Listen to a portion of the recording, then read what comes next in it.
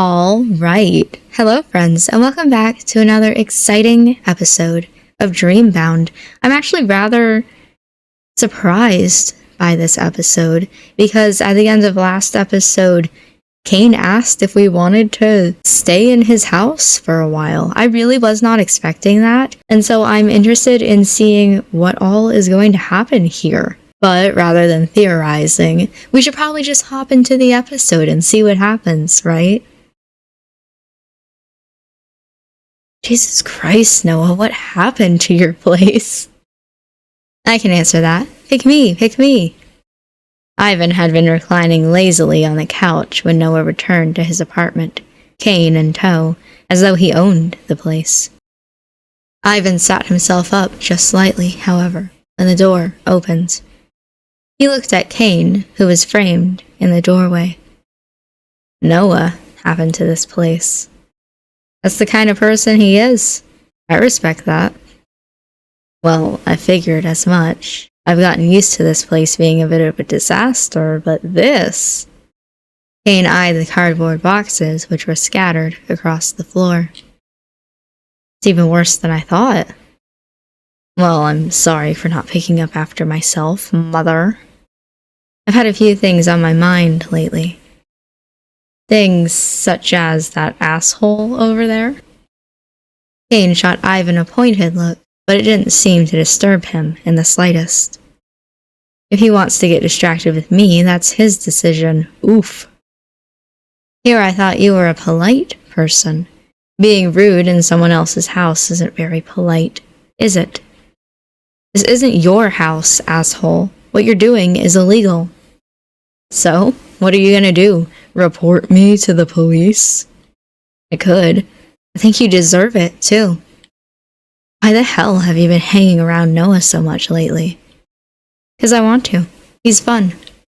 Yeah, right. Be serious. I am being serious. He piqued my interest. Stop searching for answers where there are none. Sounds about right, honestly. You know me so well already. No, I barely know you at all. That's the problem. Look, you have your secrets, I have mine. I don't owe you shit, and you don't owe me shit. That's how relationships should work, don't you think? You owe Noah a lot. You've been sleeping in his house free of charge. Ivan simply shrugged. Then I'll leave. Noah's loss, really. Can I really just let him leave? He knows so much about dreams. Hope you can solve all this yourself. I'm glad you're finally deciding to be decent. Shoo. Kane had already begun to sort out Noah's critical box situation, but he paused just long enough to wave a dismissive hand in Ivan's direction. Shoo, do I look like a stray cat to you? It's better to be a stray cat than a criminal, which is what you are. Sounds to me like you're having a hard time looking in the mirror. What are you talking about? You left Noah 7 calls. 7? Isn't that borderline harassment? Stalking's a crime too, you know. How am I a stalker? We're both friends. It doesn't preclude you from being a stalker. Most crimes are committed, you know, by people the victims are close to. You fucking asshole. Get the hell out of here already. You're the one who broke in here. You're pathetic. You're so jealous, aren't you? You want Noah all to yourself, but you're too scared to tell him that. All I want is for you to stay away from him, you piece of shit. Hey, you too.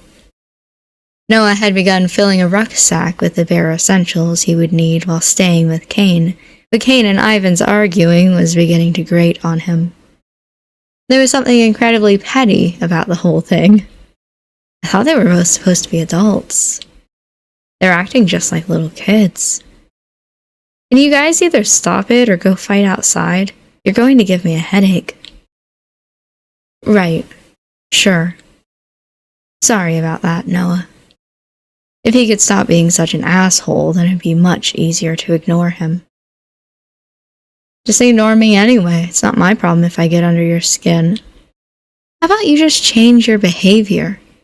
Why should I? Other people's feelings are their own concern, not mine. Ivan looked at Noah curiously, his legs crossed, watching him as he quickly packed a bag. You're going? For a bit. There's some things I need to do. Sorry. What's there to be sorry for? We're not friends. I don't care what you do. We're not friends, but I am still curious about you. I don't like the idea of you disappearing. But it is sudden. None of your goddamn business. So? It means you should stop trying to butt into things that have nothing to do with you. I'll do whatever I want. You don't control me, or Noah, even if you'd like to. You. Cain grumbled, still in the process of stuffing Noah's discarded belongings back into the cardboard boxes which littered the floor.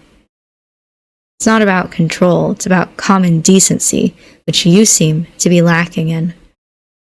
What you think is common decency, the next person might not. Why should I live up to your made-up standards? What's this world do for me, or you, or Noah, that makes you think you have to live your entire life to some invisible set of rules? Not breaking into people's houses isn't a huge ask. For you. Honestly, I really am going to call the police. I wonder which of us is really a criminal. You are. I don't know anything about you. You could be anyone. Yeah, could be. Would it make you feel any better if I told you my 3 sizes? Ivan. What? Don't be so ridiculous. Looks like they're arguing again. Noah, sensing the situation would continue to deteriorate if he didn't say anything, spoke up. He didn't much want to get embroiled in Cain and Ivan's petty squabbling, but he wanted to listen to them bicker even less. Cain's behavior was so divorced from the usual, it was almost remarkable, especially given how mature he fancied himself. Ivan must have brought it out of him. Like 2 unstable chemicals mixed in a test tube, the resultant reaction was nothing short of explosive. Alright, you two, let's not start this again. What did I just say about giving me a headache? Shit. Sorry. Cain cursed, then shot Noah an apologetic look. It's alright. Let's just get everything packed up quickly. Better to get away from this guy and his influence. I'm not influencing anything. Noah makes his own choices. He finished packing his belongings while Cain tried to tidy up his apartment. It was a lost cause, really, even if he did manage to pack the scattered miscellany, I've never heard that word before, back into their boxes. A bit of spring cleaning couldn't right years' worth of neglect. Noah supposed it was thought that counted. Cain had always been thoughtful, if nothing else. Right. I think I have everything. You have your pajamas? Noah nodded. Bare clothes? Another nod. Your toothbrush? Cain, please, I'm not a child. You don't need to baby me. You sure? Shut up. Nobody asked you. Hurry up and leave. Why? If you're both leaving, no point in this place staying empty. Hey, wait. Hold the phone. You can't just stay here. Why? I don't have anywhere else to go. We aren't all lucky enough to have wealthy friends who are willing to whisk us away. And most people aren't lucky enough to crash in people's apartments uninvited. I'm stunned Noah didn't kick you out earlier. That was his choice. Well, now I'm telling you there's not a chance that you're staying here. I don't care how much you want to act like you run this place. I don't care how much you hate me. What I do has nothing to do with you. What Noah decides has nothing to do with you. Stop acting like you're more important than you are. Cain, please. Noah, who is now feeling exhausted, rested a hand on Cain's shoulder. Let it go. Huh? Cain wheeled about to face Noah, his expression incredulous. You aren't going to let him stay here, are you? Surely you're not being serious. No, he hasn't caused any problems so far. I'm sure he'll be fine. Maybe. Ivan shrugged, and Noah felt his razor-thin confidence in the man diminishing even further. Kane wrinkled his nose. I don't understand why you've put up with this guy for so long, but this is your apartment. You're all right with it. I'll let it slide, I guess. How kind of you, allowing someone to stay in an apartment that isn't your own. Oh, cut the crap. You're on thin ice already without being such an ass. Noah might not have any problems with you, but I wouldn't mind kicking you to the curb. Noah glanced between Kane and Ivan, his rucksack looped over one shoulder. He was unsure how much he trusted Ivan himself, seeing as he barely knew the man, but Ivan was right on at least one score.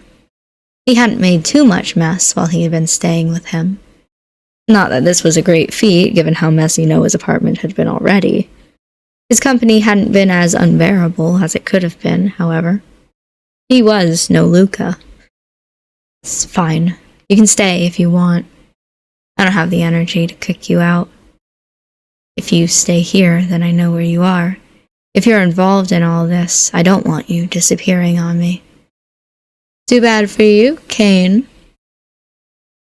Kane surveyed Ivan mutely for a few moments, a vein standing out in his temple. He grit his teeth together. Then, with a sigh of long suffering, he turned around. Whatever. I've had enough of this. Let's go. The sky was dark as Noah and Kane left the apartment behind, and a cool wind seemed to be pushing Noah onwards, encouraging him, helping him, letting him know he was going in the right direction. At least that's how it felt. Perhaps it was just a normal breeze. The car ride was long over to Kane's apartment, despite the fact that he didn't live that far away. The traffic from people coming home from work was immense, but Noah just used the opportunity to look at the stars in the night sky. The stars weren't the same here as back at home. There they shined so bright it almost hurt his eyes. Here it was a dull light. And here we are, home sweet home. Noah crossed the threshold first, at Kane's insistence, then looked about. Kane had lived in this apartment for several years, but Noah had never come here before. Kane had visited him more times than he could count, in his small, shabby apartment full of broken canvases, but Noah had never repaid the favor. That wasn't, however, for lack of trying on Kane's part. Kane had invited Noah to his apartment multiple times, sounding just a bit more desperate with each foiled attempt. Noah had never taken Kane up on this offer, however. He hadn't wanted to. He simply hadn't been interested, a point of view which had endured during the unbearably long years which had followed August's death. Why bother going out? Why spend time with Kane? Why do anything, really, other than sit indoors and rot? Nothing he did would bring August back. Noah had not known, therefore, just how plush Kane's apartment was, though he supposed he could have guessed. Kane did have a good job. Or at least Noah thought that he did. Kane was doing better for himself, at least, than Noah was, a fact which was revealed by his home alone. Kane's apartment, though spacious, was open plan. The bedroom, living, and kitchen area rolled into one. It was only the bathroom which was separate from everything else, though it too was similarly large. Kane's bathroom boasted a large tub, which was spotlessly clean, much like everything else in Kane's apartment. Every square inch of Kane's apartment, as far as Noah could see, was immaculate, so much so it reminded him of a hotel.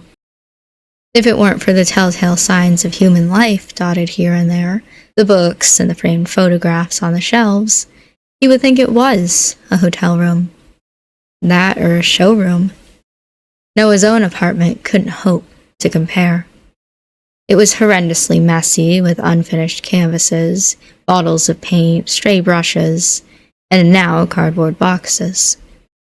Noah felt almost as if he had stepped into a different world. It was disconcerting. So, that's about everything.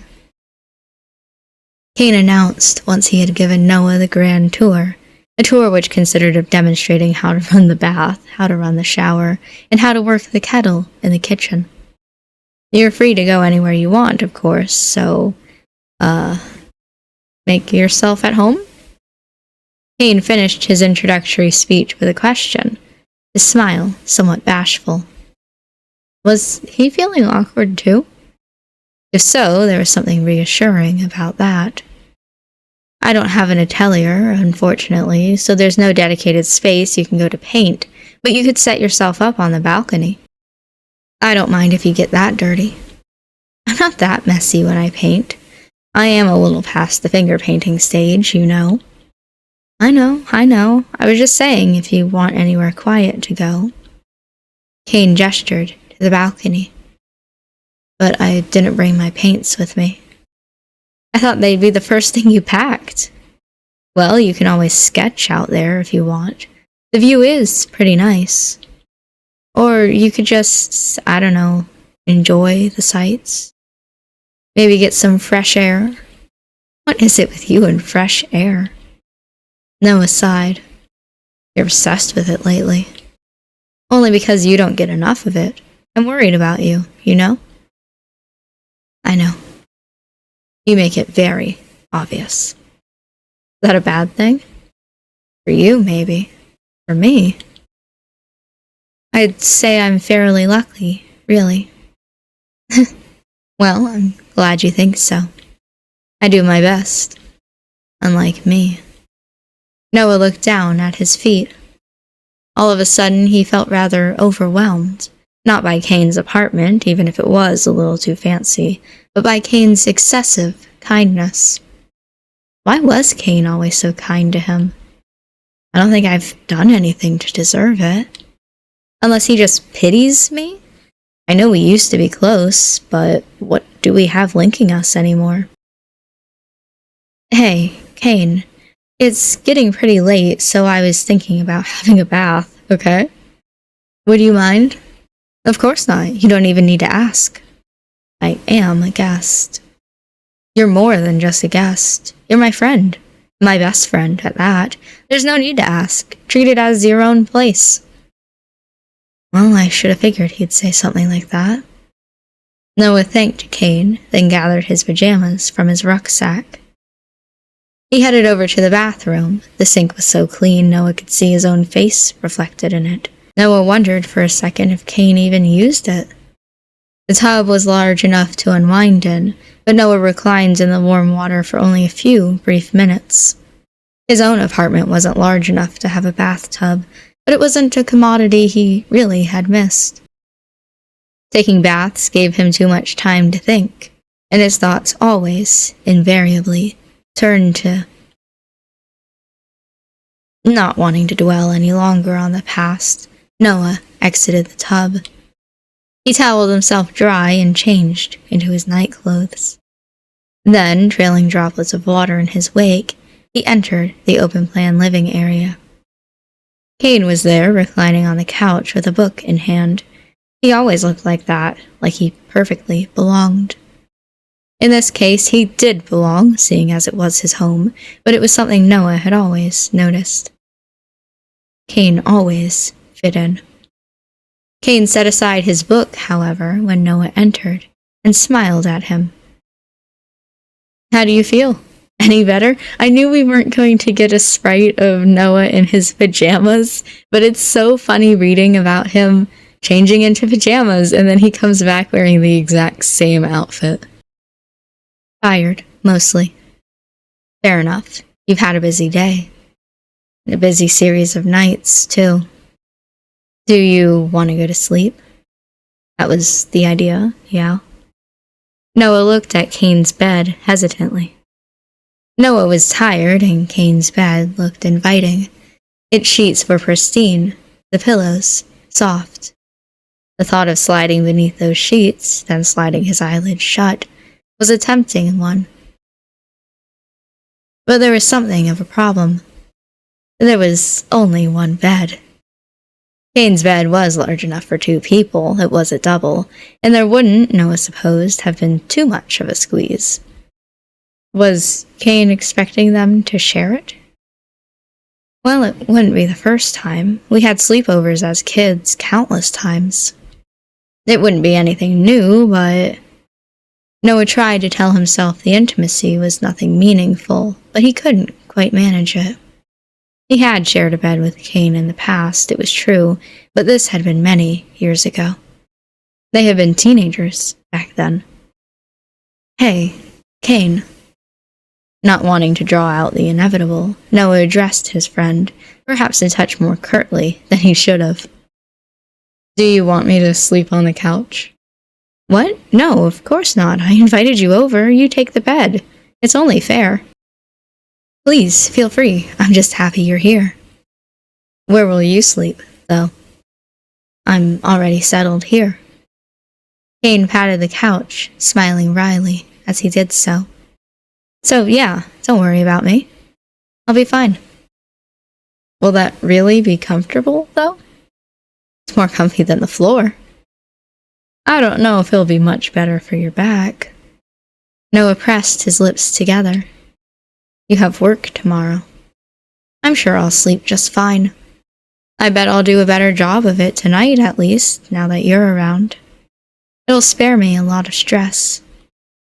You've been stressed about me? Was a question Noah wanted to ask. He soon swallowed it, however. He already knew the answer. All right. Noah, realizing he had been beaten, agreed to Kane's demands. I'll take the bed, then. Just don't complain to me tomorrow if you wake up with a crick in your neck. Kane chuckled. What do you take me for, exactly? I'm not a geriatric. I'll be fine. I mean, you are getting kinda old. And so are you. Yeah, but I'm not sleeping on the couch. I think I see you on your couch more than in your bedroom in your place. Okay, fair. Noah approached the bed, then slid beneath the covers, feeling oddly exposed as he did. Kane was only a few paces away, still sitting on the couch, watching him. What was he thinking? His expression was impossible to read. Kane watched as Noah made himself comfortable, then smiled. Sweet dreams, Noah.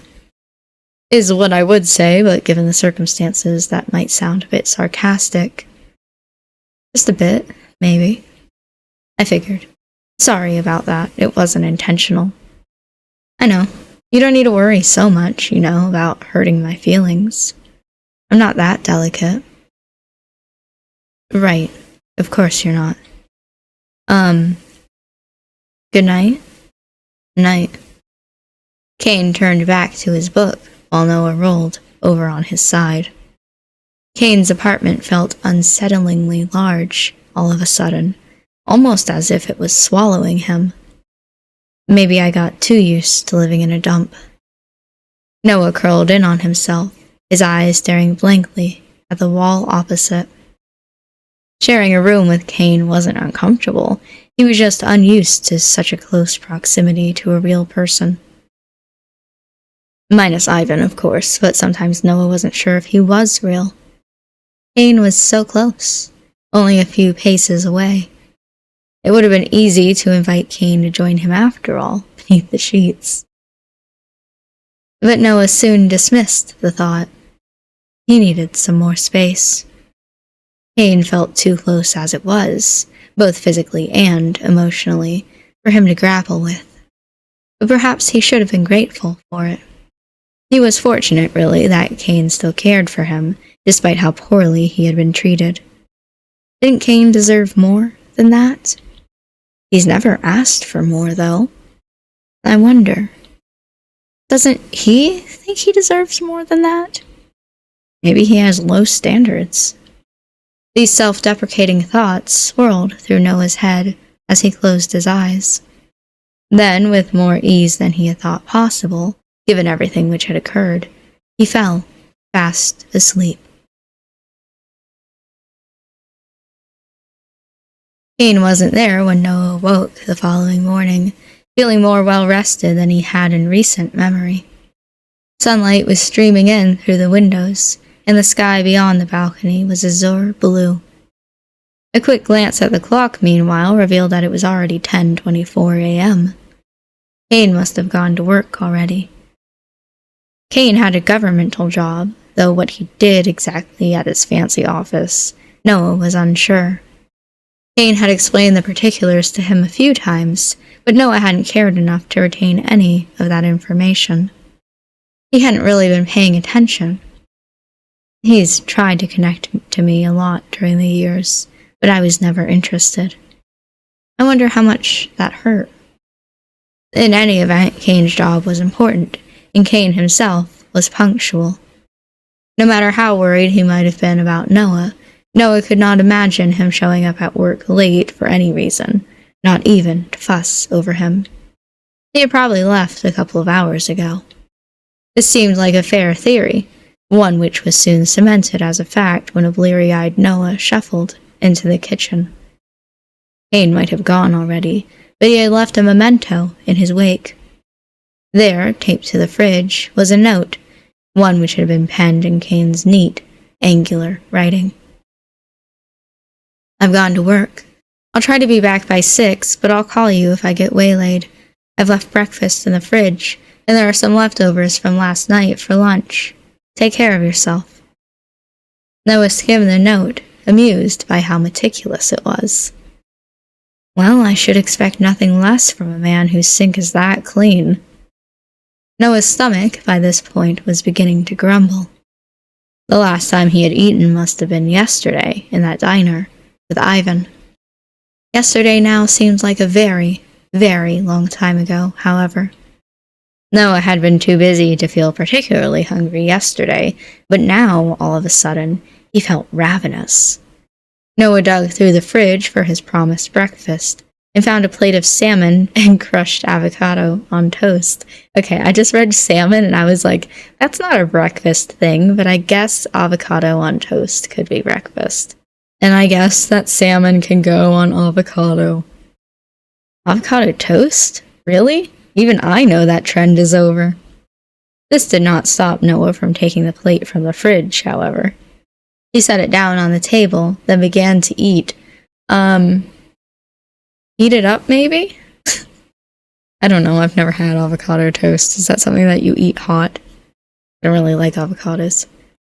The food wasn't as good as it might have been if Noah had been eating it fresh, but it was still delicious. The toast was no longer warm, yeah, and neither was it crispy, but the salmon had been cooked to perfection. The avocado, meanwhile, had a lemony tang to it that complemented the fish well. Noah ate quicker than he thought was possible, and soon demolished the food. He hadn't realized he was so hungry until he had started to eat. But maybe I only ate so much because Cain made it. He really is a good cook. This shouldn't have been such a shocking revelation, given Cain often swung by to hand Noah his leftovers, but it still left Noah feeling bemused. Well, since he went to the effort of cooking for me, I guess I should wash the dishes. Only fair. Noah set to work, largely because he had nothing better to do with his time. That, and he was starting to feel somewhat guilty about taking advantage of Cain's kindness. I don't want to wind up like Ivan, damn it. For as long as I'm staying here, I'd better pull my weight. I'd rather not be a burden, and I don't want to owe Cain too many favors. I'm in hot water there already. Unfortunately for Noah, however, there wasn't much for him to do when it came to the housework. Cain was meticulous when it came to keeping order, and his new home was already immaculate. Still, Noah did the best he could. He washed and dried the dishes, cleaned the kitchen countertops, and swept the floor. Then he stepped into the open-plan living area. Once there, he plumped up his pillows, made the bed, then set about adjusting the cushions on the couch. Noah was engaged in this task when he noticed, quite by chance, a notebook lodged down the back of the couch, hidden behind one of the cushions. Okay. Huh? Noah frowned. This must have been something of Kane's. Was it supposed to be a secret? It's probably his diary. Maybe it was a diary. Damn. I should put this back where I found it. Kane wouldn't want me snooping through his things. That'd be a pretty shitty way to repay him for all he's done to me. Or for me. Yikes. That was what Noah told himself, at least, but curiosity eventually won out. I'm sure it's fine, I'll just have a little peek. I mean, what secrets could Kane possibly be hiding from me? We've known each other for years. I wonder if he's written anything about me in here. I'm sure he has. I hope I'm not making him worry too much.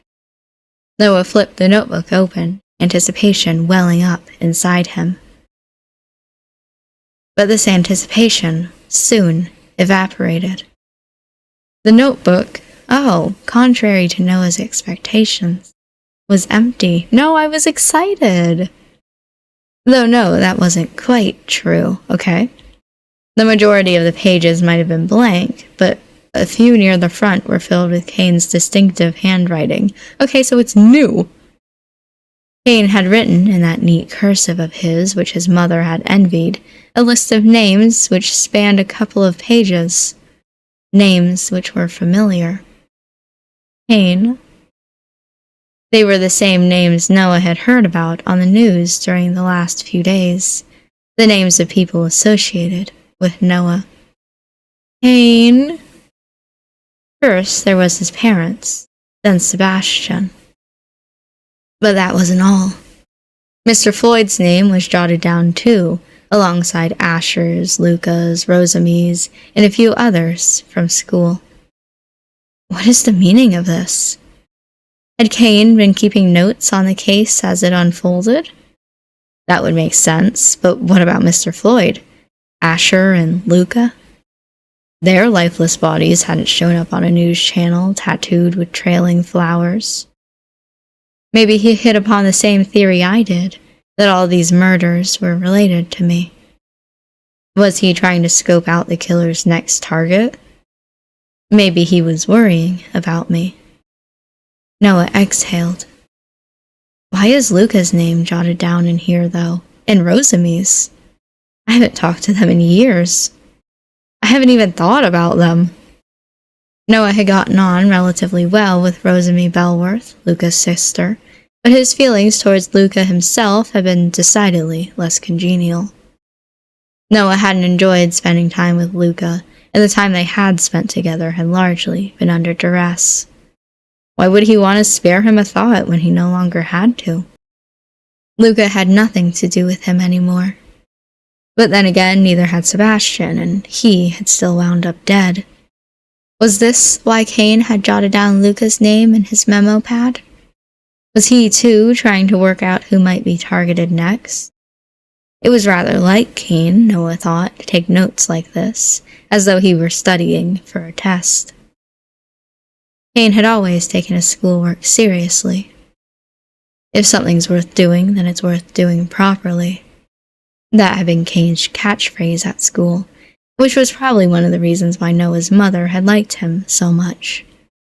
She had thought that Kane, with his exemplary grades and his matching manners, was a role model. August, meanwhile, had not been so fortunate. Noah frowned.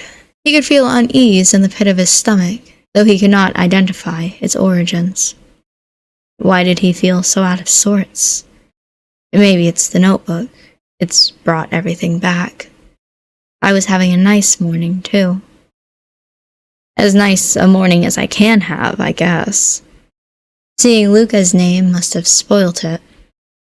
He always was good at doing that. For want of anything else to do, Noah settled himself down on the couch and picked up the remote. He flipped through the channels, not really paying attention, not expecting to see anything. Oh no, there's another murder, isn't there? But all the while, the pit of his stomach continued to tighten. His unease continued to swell, moment by moment, as the seconds trickled by, to such a degree that he was not altogether surprised by the news reporter's announcement. Part of him had, he supposed, been expecting it. He had wondered, ever since he had seen Luca's name in Kane's notebook, whether it was not an omen. Noah had never been one to believe in destiny. Another body has appeared with similar markings to previous cases, this time a young adult by the name of Luca Bellworth. The police released a statement early this morning. But now he really was beginning to wonder. Oh my god. I fell for the yandere route, didn't I? I think the most unfortunate thing about this is that I don't like yanderes. Like, I actively don't understand people who like to play yandere routes.